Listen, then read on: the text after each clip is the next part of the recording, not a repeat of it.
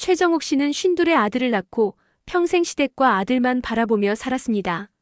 남편은 일찍 세상을 떴고 그녀는 시어머니의 병수발로 노년을 맞이했습니다.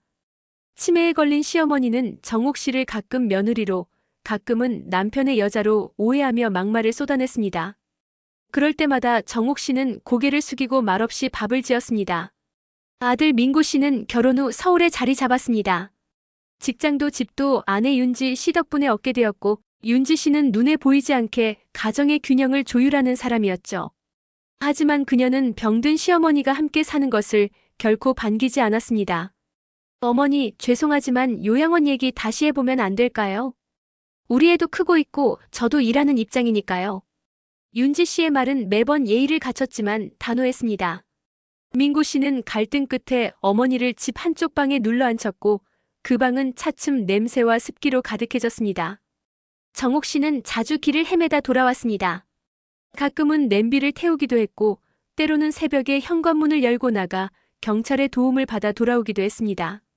윤지 씨는 점점 예민해졌고 아이에게까지 어머니의 존재가 불편한 그림자가 되기 시작했지요.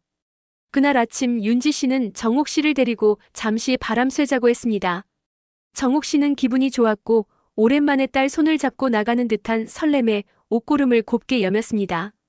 차가 한참을 달린 끝 그들은 도심을 벗어나 어느 낡은 정류장 근처에 도착했습니다. 어머니, 여기서 잠깐만 기다려주세요. 저 금방 다녀올게요. 윤지 씨는 그렇게 말하고 사라졌습니다. 정옥 씨는 처음엔 별 의심 없이 벤치에 앉아 기다렸지만 해가 지고 나서야 뭔가 잘못되었다는 걸 느꼈습니다. 지나가는 사람 몇이 이상하다는 듯 쳐다봤고 그녀는 더듬더듬 집 주소를 말했지만 입이 제대로 떨어지지 않았습니다. 그날 밤 그녀는 정류장 옆에 웅크린 채 잠이 들었습니다. 추위와 외로움, 무력감이 몸을 잠식해갔고 이내 몸은 고요히 식어가려 하고 있었습니다. 그 순간 어둠 속에서 한 남자가 조용히 다가왔습니다. 흙 묻은 작업복을 입고 손에는 장갑이 껴 있었지만 그의 눈빛은 따뜻했죠. 어르신, 여기서 뭐하고 계세요? 추우시죠? 일단 들어가십시다. 그 남자는 그녀를 부축해 조심스럽게 자신의 단칸방으로 이끌었습니다. 그날 밤 아무도 찾지 않은 노인의 인생이 그렇게 새로운 방향으로 움직이기 시작했습니다. 정옥 씨는 그날을 기억하지 못했지만 인덕 씨는 확실히 기억하고 있었습니다. 그녀의 손이 얼어 있었고 눈동자는 길을 잃은 아이처럼 떨리고 있었다고 말입니다.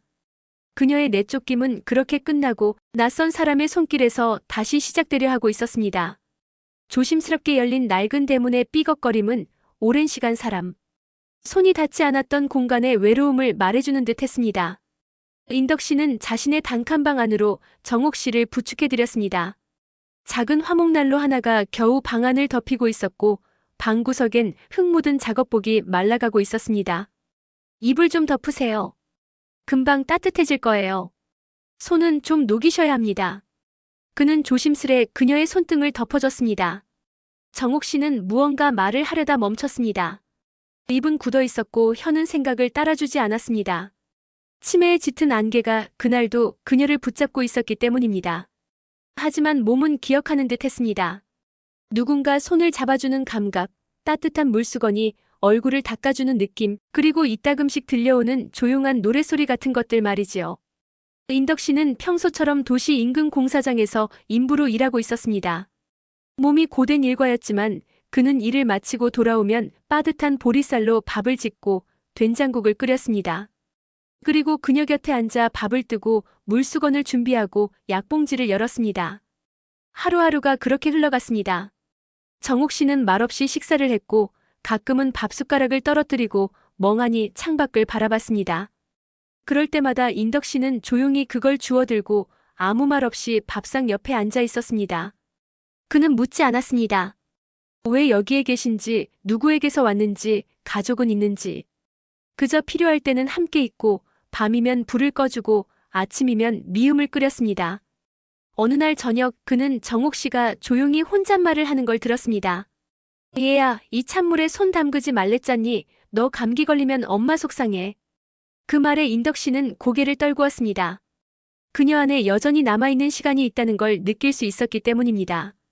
정옥 씨는 그날 이후 조금씩 달라졌습니다. 밥을 먹고 난 그릇을 옮기기도 했고 더듬거리며 고맙다는 말도 건넸습니다. 물론 그 시간은 오래가지 않았지만 그녀 안에 무언가는 분명히 움직이고 있었습니다. 그녀는 인덕 씨가 밖에 나가 있는 동안 방바닥을 문질러 닦기도 했습니다. 또 어느 날엔 김이 오른 국을 조심스럽게 휘젓는 모습을 보여주기도 했지요. 인덕 씨는 그저 웃었습니다. 그녀가 조금씩 자신을 되찾아가는 그 과정이 마치 봄이 오는 것 같다고 생각했기 때문입니다. 하루는 이런 일이 있었습니다. 정옥 씨가 인덕 씨의 손을 잡고 말했습니다. 나는 누구였을까요? 그 말에 그는 잠시 뜸을 들이다 조용히 말했습니다. 당신은 누군가의 어머니였고 지금은 제게는 손님입니다. 그러니 불편하지 않게 지내세요. 그녀는 그 말을 곱씹으며 한동안 멍하니 바라보다가 눈을 감았습니다. 그날 밤 그녀는 오래간만에 편안하게 잠들었습니다. 그리고 그 다음 날 아침 그녀는 아주 또렷한 눈빛으로 일어났습니다.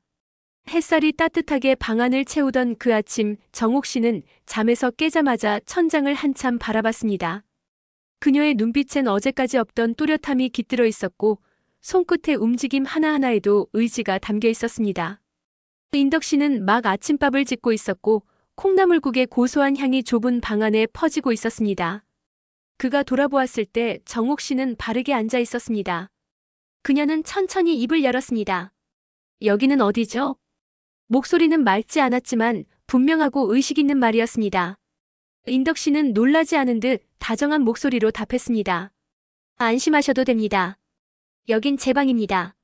며칠 전 길가에 앉아 계신 걸 제가 모셔왔어요. 정옥 씨는 이불을 잡은 손에 힘을 주었습니다. 잠시 눈을 감았다 떴고 그 사이 어떤 기억이 어렴풋하게 떠오른 듯 했습니다. 그 집 서울 며느리. 내가 거기서 나왔나 봅니다.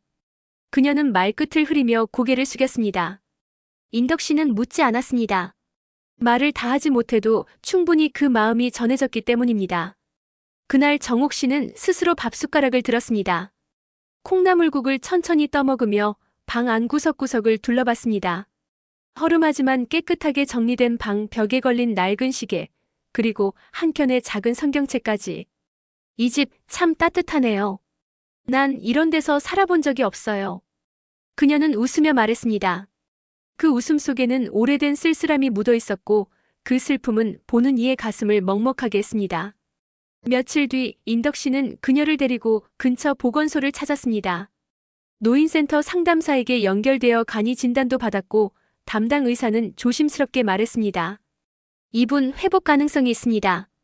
무엇보다 안정된 환경과 정서적 지지가 가장 중요합니다. 정옥 씨는 의사의 말을 다 이해하지는 못했지만 자신을 둘러싼 사람들의 따뜻한 기운을 느꼈습니다. 그녀는 자신이 다시 살아나고 있다는 사실을 본능적으로 알아차렸습니다. 돌아오는 길 그녀는 인덕 씨에게 물었습니다. 혹시 이름이 어떻게 되세요? 인덕이요. 김인덕. 조금 촌스럽죠? 그녀는 작게 웃었습니다. 나는 정옥이에요. 최정옥. 이름은 참 오래간만에 말해보네요. 그들은 그렇게 서로의 이름을 나누었고 그 작고 소박한 대화는 그들의 사이에 조용히 틈을 만들었습니다. 그 틈은 찬바람이 드는 틈이 아니라 온기가 스며드는 통로였습니다. 그 틈 속에서 잊힌 이름들이 다시 피어오르고 있었습니다. 서울 외곽의 허름한 아파트, 창문 틈새로 스며드는 매캐한 바람 속에 한 여인이 주방 싱크대에 팔짱을 낀 채 서 있었습니다. 유라 씨였습니다. 그녀는 시어머니가 사라진 이후로 어딘가 불편한 마음을 안고 있었습니다. 하지만 겉으로는 아무 일 없다는 듯 남편 준호 씨에게 말했지요. 그분 그냥 나가셨나 봐요. 어디 사는지도 모르는데 찾는 건 무리예요. 준호 씨는 피곤한 얼굴로 고개를 끄덕였지만 밤이면 알 수 없는 불안감에 잠을 설치곤 했습니다. 정옥 씨가 떠난 지 3주째 유라 씨는 점점 초조해지고 있었습니다. 어느 날 아파트 우편함에 꽂힌 사회복지센터 소식지가 유라 씨의 손에 들어왔습니다. 그녀는 무심코 펼쳐본 지면에서 뜻밖의 사진 한 장을 보게 됩니다. 노인 돌봄 사례 인터뷰. 이름 모를 할머니와 나눈 겨울의 온기. 사진 속 낯익은 뒷모습. 허름한 점퍼와 낡은 목도리를 한 채 낯선 남자와 함께 앉아있는 그 여인이 분명 정옥 씨였습니다. 순간 유라 씨의 얼굴이 굳어졌습니다. 그녀는 황급히 거실로 가 휴대폰을 들고 번호를 눌렀습니다. 여보, 그 어르신 살아계셔. 지금 누가 데리고 있대? 그날 저녁 부부는 말없이 마주 앉았습니다. 준호 씨는 여러 차례 손을 비비며 말문을 열지 못했고 유라 씨는 식은 물을 입에 머금은 채 깊은 생각에 잠겼습니다. 혹시 무슨 말이라도 하시면 어쩌지?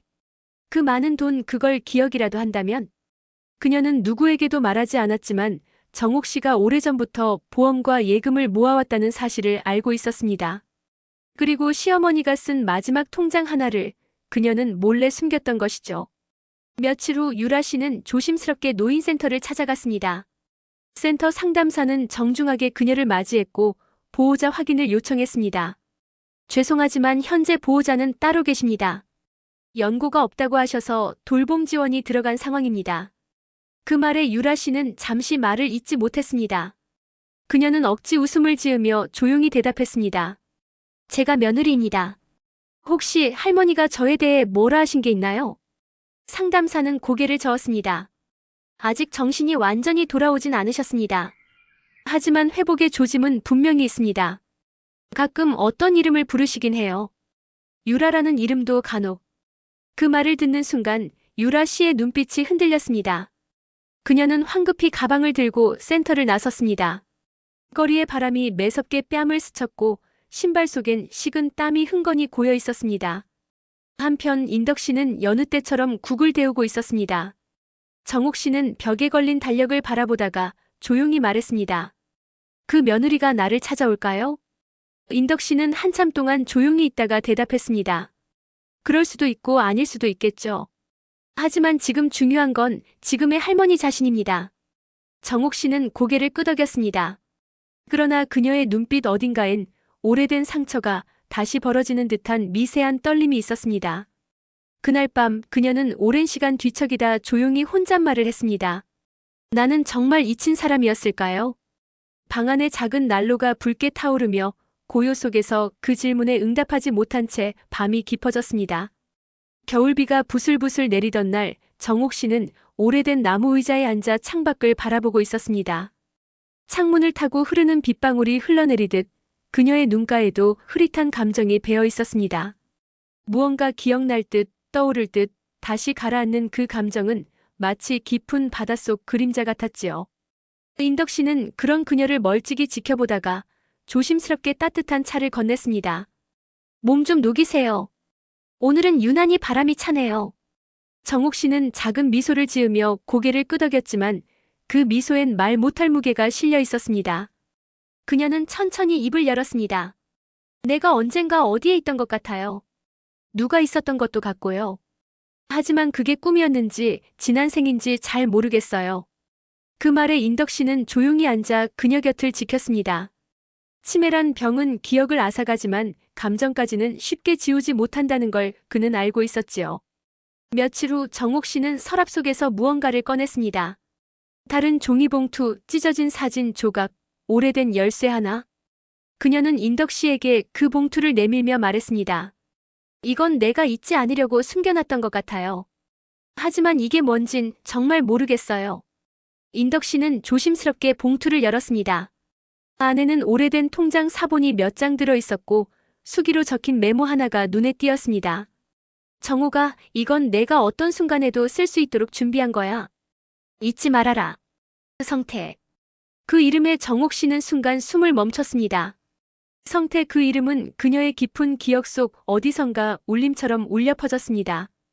그날 밤 그녀는 뜬 눈으로 밤을 지새웠습니다. 한 사람의 얼굴이 어렴풋이 떠올랐고 오래전 들판 위를 걸어가던 손의 감촉이 다시금 느껴졌습니다. 그리고 무엇보다도 그녀가 무언가 중요한 것을 잃어버렸다는 감정이 선명하게 다가왔습니다. 다음 날 아침 그녀는 인덕 씨에게 물었습니다. 저 그 사람이 누군지 알아봐 주실 수 있나요? 이름은 이성태였던 것 같아요. 인덕 씨는 고개를 끄덕였습니다. 그는 이미 마음속에서 이 노인의 삶이 단순한 치매 노인의 것이 아님을 느끼고 있었지요. 무언가 감춰진 시간들이 천천히 수면 위로 떠오르고 있다는 걸 직감했습니다. 그날 저녁 유라 씨는 술에 취한 채 집으로 돌아와 남편에게 말했습니다. 그 여편네, 기억이 돌아오면 끝이야. 그 돈 당신 엄마가 다 숨겨놨단 말이에요. 준호 씨는 충격을 감추지 못했습니다. 처음 듣는 이야기였습니다. 그는 말없이 아내를 바라보다가 조용히 방 안으로 들어가 문을 닫았습니다. 그가 문을 닫은 그 순간 정옥 씨의 기억 속에서도 무언가가 탁 하고 열렸습니다.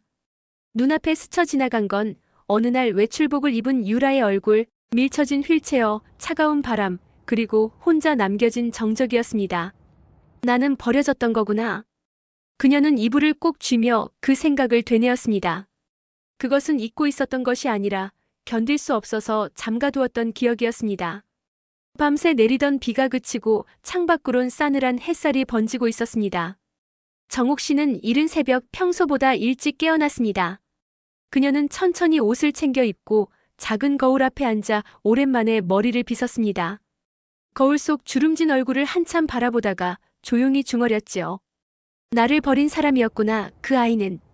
그녀의 기억은 아직 조각나 있었지만 유라 씨의 얼굴과 목소리, 자신을 문 밖으로 밀어내던 그 손길만은 또렷하게 떠올랐습니다. 그 손엔 미움이 있었고 두려움이 있었고 어쩌면 탐욕도 있었지요. 그날 오전 인덕 씨는 마을 작은 카페에서 한 통의 전화를 받았습니다. 준호 씨였습니다. 그는 어렵게 목소리를 꺼냈습니다. 혹시 어머니가 지금 그쪽에 계신가요? 인덕 씨는 잠시 머무시다가 대답했습니다. 네, 무사히 계십니다. 하지만 그동안은 왜 아무 연락 없으셨습니까? 준호 씨는 숨을 고르며 대답했습니다. 정확히 말하긴 어렵지만 이제는 제대로 뵙고 싶습니다. 그동안 제대로 알지 못했던 일들이 있었던 것 같습니다. 그의 목소리는 흔들리고 있었고 그 속엔 진심 어린 후회가 담겨 있었습니다. 인덕 씨는 말없이 창밖을 바라보며 전화를 끊었습니다. 같은 시간 정옥 씨는 천천히 다가와 말했습니다. 누가 날 찾는다고요? 인덕 씨는 고개를 끄덕였습니다. 그녀는 미세하게 떨리는 손으로 자신의 무릎을 감싸주며 속삭였습니다. 이제야 미안하다고 할 건가요? 오후 노인복지센터 한쪽 회의실. 정옥 씨는 단정히 자리를 잡고 앉았습니다. 잠시 후 문이 열리고 준호 씨가 조심스럽게 들어섰습니다. 그는 어머니 앞에 무릎을 꿇었습니다. 손을 떨며 입을 열었지요. 어머니 죄송합니다. 이제서야 왔습니다. 정옥 씨는 말없이 그를 바라보았습니다. 눈빛엔 복잡한 감정이 뒤엉켜 있었고 말 대신 긴 침묵이 자리를 채웠습니다. 그녀는 말했습니다. 너는 왜 그렇게까지 했느냐? 나는 너희에게 짐이었니? 준호 씨는 고개를 들지 못했습니다. 그의 눈에 눈물이 맺혔고 목이 메인 채 대답했습니다. 제가 몰랐어요. 정말 몰랐습니다. 그 사람이 그런 일을 한 줄도 어머니를 그렇게 힘들게 한 줄도요. 정옥 씨는 조용히 고개를 끄덕였습니다. 그리고 마지막으로 한마디 덧붙였습니다. 이제부터라도 제대로 살아라. 내 인생은 내가 정리할 테니. 그 순간 복도 끝에 숨어서 지켜보던 유라 씨의 얼굴이 창백하게 질려 있었습니다. 그녀는 입을 틀어막고 뒷걸음질 쳤습니다. 그녀가 두려운 것은 진실이 아니라 그 진실을 똑바로 바라보는 시어머니의 눈빛이었습니다. 그녀는 그 눈빛을 감당할 수 없었습니다. 왜냐하면 그것이 증언 없는 진실, 그러나 부정할 수 없는 진실이었기 때문입니다. 며칠 뒤 정옥 씨는 인덕 씨의 손에 이끌려 조용한 은행 지점에 도착했습니다. 그녀는 잠시 망설이다가 조심스럽게 금고를 요청했습니다. 직원은 오래된 도장을 확인한 뒤 깊숙한 금고실로 안내했지요. 철문이 열리고 금속 서랍 하나가 조용히 미끄러져 나왔습니다. 그 안엔 정갈하게 접힌 서류 봉투와 몇 장의 증권, 그리고 두툼한 예금 통장이 놓여 있었습니다. 정옥 씨는 손끝으로 그것들을 하나하나 더듬었습니다. 그리고 조용히 말했지요. 다 남겨두고 가려 했어요. 내가 떠날 때 아무도 손대지 못하게. 인덕 씨는 말없이 그녀 옆에 앉아 있었습니다. 그는 궁금했지만 묻지 않았습니다. 노인의 품위와 상처는 말로만 치유되는 게 아니란 걸 알고 있었으니까요. 며칠 후 정옥 씨는 공증사무소에서 조용히 유언장을 작성했습니다. 그녀는 생각보다 단호했고 명확했습니다. 유산의 절반은 자신을 보살핀 인덕 씨에게, 그리고 나머지 절반은 조건부로 아들 준호 씨에게 남긴다고 밝혔습니다. 조건은 단 하나. 자신을 모욕하고 방치한 며느리 유라는 어떤 형태로든 상속 대상에서 제외된다는 것. 공증인이 마지막 서명을 요구하자 정옥 씨는 망설임 없이 도장을 찍었습니다. 그날 밤 인덕 씨는 낡은 라디오를 틀어놓은 채 마루에 앉아 있었습니다. 정옥 씨는 차를 내오며 물었습니다. 내가 너무 심했을까요? 인덕 씨는 조용히 고개를 저었습니다. 아니요. 받을 자격 없는 사람에겐 주지 않는 것도 정의입니다. 정옥 씨는 조용히 웃었고 눈가엔 묵은 눈물이 그렁그렁 맺혔습니다. 그 눈물은 억울함만은 아니었습니다.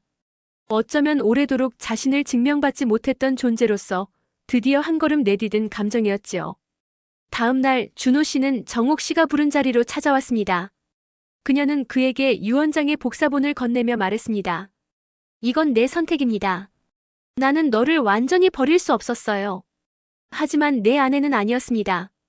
준호 씨는 봉투를 받아들고 한참 말이 없었습니다. 그는 조심스럽게 묻습니다. 어머니 지금이라도 유라가 진심으로 사과드리면. 정옥 씨는 그를 바라보다가 고개를 저었습니다. 진심은 시간이 아니라 행동에서 드러납니다. 그 아이는 아직 한 번도 나를 안아준 적 없었어요. 그 말은 준호 씨의 마음을 깊게 후벼 팠습니다. 그는 그동안 보지 못했던 수많은 순간들이 머릿속을 스쳐 지나갔습니다. 그날 저녁 유라 씨는 식탁 앞에서 조용히 숟가락을 내려놨습니다. 그녀는 아무 말 없이 준호 씨를 바라봤고 그는 조용히 유언장을 꺼내 그녀 앞에 밀었습니다. 그녀의 손이 순간 멈칫했고 이내 종이를 펼쳤습니다. 그 안엔 검은 잉크로 찍힌 두 줄의 이름 그리고 삭제된 자신의 이름이 분명히 적혀 있었습니다. 그녀는 입술을 깨물며 말했습니다. 그 여자가 정말 그걸 기억한 거야? 준호 씨는 대답하지 않았습니다. 그저 조용히 자리를 떴고 유라 씨 혼자 남은 부엌엔 한겨울보다 차가운 침묵만이 남았습니다. 봄이 막 시작된 어느 날 복지센터 앞 화단엔 새순이 돋아나기 시작했습니다. 정옥 씨는 담요를 무릎 위에 덮은 채 휠체어에 앉아 있었고 인덕 씨는 그녀 곁에서 조용히 차를 따르고 있었지요. 이런 날은 괜히 살아있어도 좋다고 느껴져요. 정옥 씨의 말에 인덕 씨는 미소 지었습니다. 그의 손엔 우표가 붙은 편지 한 장이 들려 있었습니다. 그녀의 유언장을 기반으로 법적으로 확정된 상속 안내서였지요. 모든 절차가 끝났습니다. 그녀의 눈빛은 더 이상 흔들리지 않았고 바깥 창가에 부딪힌 햇살은 조용히 그러나 환하게 그녀의 얼굴을 비추고 있었습니다.